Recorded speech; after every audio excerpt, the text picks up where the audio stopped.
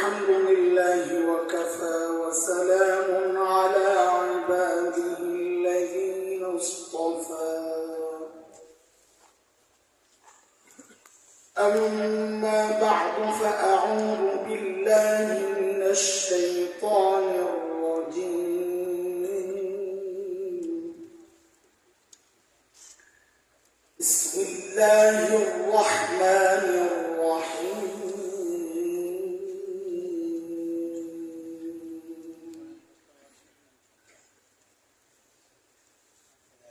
ومن أراد الآخرة وسعى لها سعيها وهو مؤمن فأولئك كان سعيهم مشكورا آمنت بالله صدق الله العلي العظيم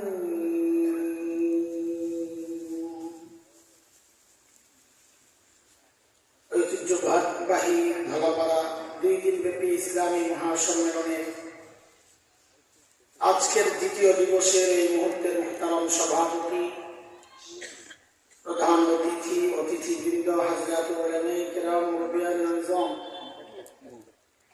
দূর দূরান্ত থেকে আগত ইসলাম প্রিয় সুধী সমাজ, প্রিয় ছাত্র ভাইয়েরা, যুবক বন্ধুরা, পর্দার আড়ালের মা ও বোন, আল্লাহ সুবহানাহু ওয়া তাআলার অশেষ মেহেরবানি যে মহান মালিক লাখো কোটি মানুষ থেকে বাছাই করে দিন এই মজলিসে আমাকে আপনাকে আসার বসার কিছু কথা বলা ও শোনার তৌফিক দান করেছেন।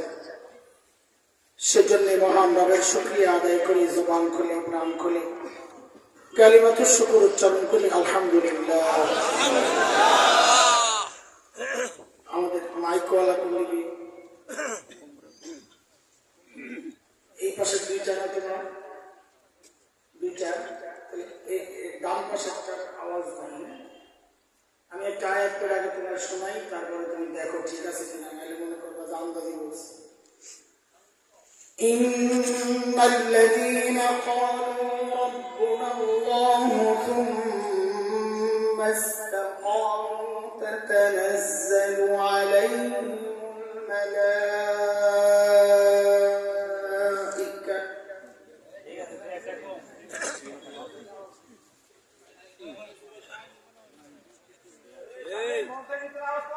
এই দিকে আর সবাই এই সবই হলো সবই সরণ দিকে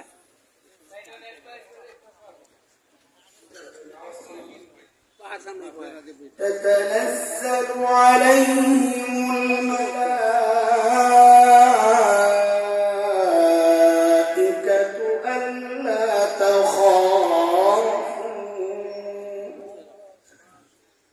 ألا تخافوا ولا تحزنوا وأبشروا بالجنة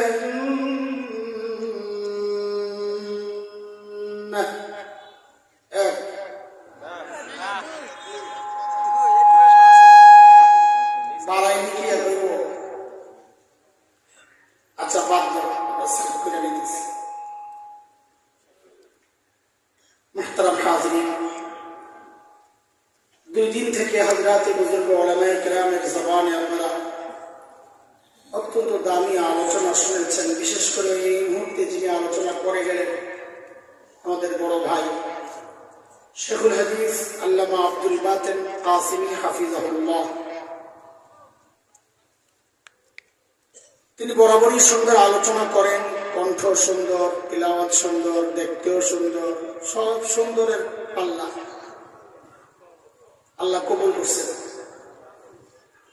আল্লাহ তাআলা হযরতের মর্যাদা আরো অনেক বাড়ায় দেন, জবানে বারাকা দান করেন, ইলমে আমলে বারাকা দান করেন।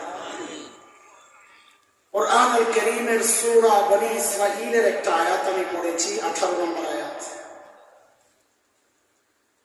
এই আয়াতকে সামনে রেখে কিছু কথা বলতে চাই।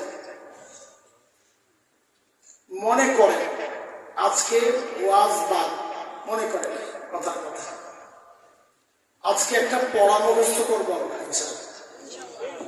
বলে আমার যতদূর মনে পড়ে গত বছর পড়া মুখস্থ করাইছি, বৃষ্টির মধ্যে কি মুখস্থ করতে না জানি। আজকে একটা পড়া মুখস্থ করবো ইনশাআল্লাহ। রাজি আছেন? আজকে ভালোই আছে এখন পর্যন্ত, এখানে আবার মুখ না লাগে। সকালে হুজুরকে জিজ্ঞেস করছি, হুজুর বৃষ্টি মিষ্টি আছে না? ঢাকায় তো দুপুরে প্রচুর বৃষ্টি। তো বললাম আপনাদের ওয়াজের সাথে তো বৃষ্টির একটা দারুণ মহব্বত, ওয়াজ আসলে বৃষ্টি আর থাকতে পারে না, মহব্বতের টানে আসা।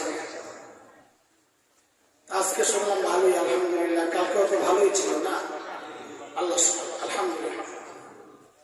এখন বলে পড়া মুখস্থ করা যাবে না ইনশাআল্লাহ? মুরব্বীরা চিন্তা করতেছে, অপেক্ষায় বসে গেছি আপনার জন্য, আর এখন আইসেন আমাদের শাস্তি দেওয়ার জন্য। কষ্ট হবে না ইনশাআল্লাহ। পড়াটা মুখস্থ করলে আমাদের ফায়দা হবে ইনশাআল্লাহ। আমাদের অন্তরের কিছু বেদি নিয়ে কথা বলবো। মাকসাদ আমার চিকিৎসা। হাকিমুল উম্মত হযরত মাওলানা সাদেক থানভী রাহমাতুল্লাহি আলাইহি বলেছেন, আমি যখন নিজের মধ্যে কোন রোগ অনুভব করি, যে রোগটা আমার মধ্যে আছে, আত্মিক সমস্যা, তো হাকিমুল উম্মত বলেন আমি ওই রোগ নিয়ে বেশি বেশি আলোচনা করি। বেশি বেশি আলোচনা করার মাকসাদ কি? যেন রোগটা আমার থেকে দূর হয়ে যায়। তা আমারও আজকের আলোচনার মাকসাদ দুইটা। এক হচ্ছে আমার মধ্যে যে রোগগুলো আছে, এমন কিছু রোগ নিয়ে আমি আলোচনা করব, যেন ইনশাআল্লাহ যেন ওই রোগগুলো আমার থেকে দূর হয়ে যায়। সাথে আমার মতো রোগী যদি কেউ থাকে, তার থেকেও যেন ওই রোগগুলো দূর হয়ে যায়। ঠিক আছে ইনশাআল্লাহ? শুরু থেকে একদম আমার সাথে পড়া মুখস্থ করার মতো পরে পরে কথা বলবেন। আমি জিজ্ঞেস করবো, কথা বলবেন, তাইলে বুঝবো যে আপনারা বুঝতেছেন আর মুখস্থ হয়েছেন। ওয়াজ তো 2 দিন থেকে শুনছেন না? হ্যাঁ, অনেক পর শুনছেন, এখন পড়ে। দোস্ত, যে কোনো মানুষ যে কোনো কাজে সফল হওয়ার জন্য 3টা বিষয় জরুরি। বলে কয় বিষয়? সফলতার জন্য কয় বিষয় জরুরি? 1 নাম্বার, টার্গেট ঠিক করা, আমি কি করতে চাই। টার্গেট বিহীন চললে সফল হওয়া যায়। আর একজন সুস্থ মানুষ টার্গেট বিহীন চলতেও পারে। টার্গেট ঠিক করা, তাইলে সফলতার জন্য কয় কাজ জরুরি? 1 নাম্বার, টার্গেট ঠিক করা। 2 নাম্বার, টার্গেট তো করলাম কিন্তু সেই অনুযায়ী কাজ করি না, তাও সফল হওয়া যাবে। এই জন্য 2 নাম্বার হচ্ছে টার্গেট অনুযায়ী মেহনত করা। বলেন 2 নাম্বার কি? এক লোক হাকিমুল উম্মত হযরত থানভী রাহমাতুল্লাহি আলাইহির কাছে আসছে, বলে হুজুর আমার বাচ্চা হয় না, আমার জন্য একটু দোয়া করেন। তাহলে বলে ঠিক আছে, দোয়া করি। কদিন পর আবার আসছে, হুজুর বাচ্চা তো হয় না। মানে বলার ঢংটা এমন, কি দোয়া করছেন? এই অভ্যাস আছে আপনাদের? হুজুরের কাছে দোয়া চাইয়া পরে আবার কি দোয়া করলেন? দোয়া তো কবুল হয় না। গাদা, দোয়া কি আমার কারণে কবুল হয় না, তোর কারণে কবুল হয়। তুই মাঝখানে কি দেওয়াল দিয়ে রাখছস, আমার দোয়া ঢুকে না, এই দোষটা। তো হাকিমুল উম্মত তো উম্মতের ডাক্তার ছিলেন, ভিতরের রোগ ধরে ফেলছে। তো জিজ্ঞেস করতেছেন, এই তুই যে খালি বাচ্চার জন্য দোয়া চাস, তুই বিয়া করছস? না, বিয়া করি। বিয়া করস নাই, বাচ্চা কেমন? ওইটা লম্বা ঘটনা। আমি যেটা বলতে চাচ্ছি, এই যে লোকটার বাচ্চা হয় না, কারণ কি? বাচ্চার টার্গেট করছে, দোয়াও চাইতেছে, সব ঠিক আছে, কিন্তু টার্গেট অনুযায়ী কাজ করে নাই, তাই বাচ্চা হয় না। তো বলেন আমার পেছনের পড়া মুখস্থ শোনান, সফলতার জন্য কয় জিনিস জরুরি? 1 নাম্বার, টার্গেট। 2 নাম্বার, সেই টার্গেট অনুযায়ী মেহনত করা। 3 নাম্বার হচ্ছে সেই মেহনতটাও মন মতো করলে হবে না, নিয়ম মেনে করা। মন মতো মেহনত করলে হবে না, নিয়ম মেনে মেহনত করা। তো কয় জিনিস? বলেন আবার। 1 নাম্বার, টার্গেট ঠিক করা। 2, টার্গেট অনুযায়ী মেহনত করা। 3, নিয়ম মেনে মেহনত করা। এই 3টা তিনটা কথাই আল্লাহ তাআলা আল্লাহর মতো করে আমি যে আয়াতটা পড়েছি সেই আয়াতে আল্লাহ বলেছেন। আল্লাহ কি বলেন? ওমান আরাদাল আখিরাহ ওয়া সাআ লাহা সা'য়াহা ওয়া হুয়া মুমিন ফাউলাইকা